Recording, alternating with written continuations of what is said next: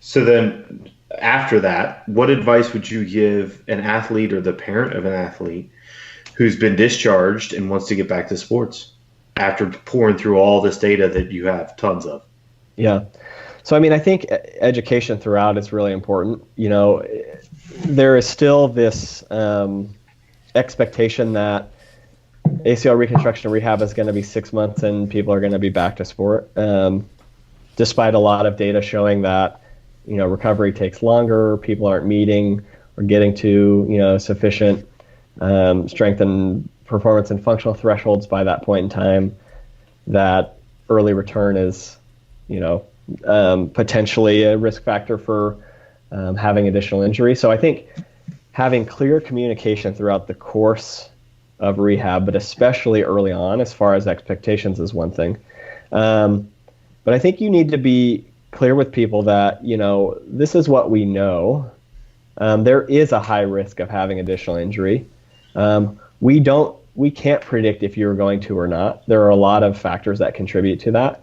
But what we can do is get you to, to a level or to a threshold that, to the best of our knowledge right now, mitigates that risk to the best of our ability. But I think there's always going to be risk with return to sport.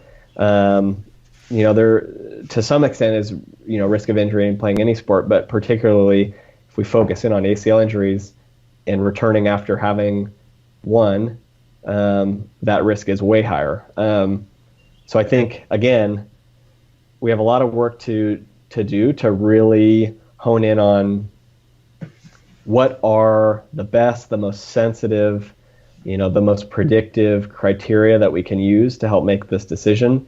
But we do have at least some evidence now to help in this decision. So I think it really starts with testing, knowing where these patients are, objectively testing. So, testing strength with manual muscle testing isn't enough in this patient population, as is doing some kind of a closed chain strength test where they can, in the example of quad strength, compensate or avoid loading their knee or their quads.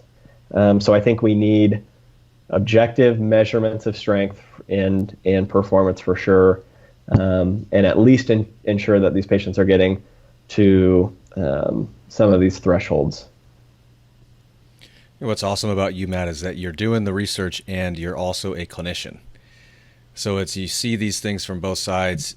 Those kids are so lucky. Those kids that tore their ACLs are so lucky to have you.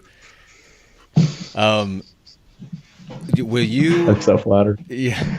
I want to tear my ACL and then I'm going to fly to Alabama. Don't do that. Okay. Wow. It's okay. I don't run and cut hard enough or fast enough to subject myself to those forces. When your new stuff starts coming out, and will you consider coming back on the show to talk about that? Yeah, for sure. Anytime. This is fun. This is a cool forum.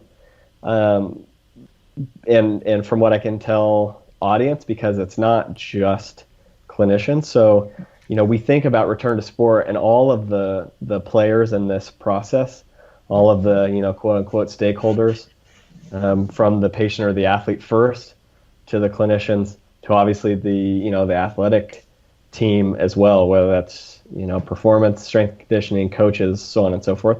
So there are a lot of stakeholders in this process.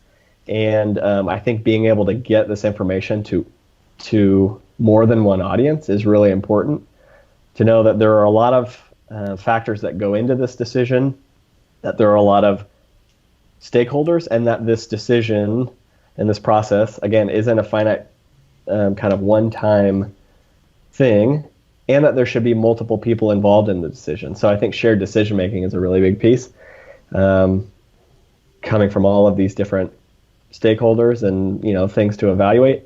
And so I think reaching all of them is cool. So thanks so much for being on the show. This was awesome.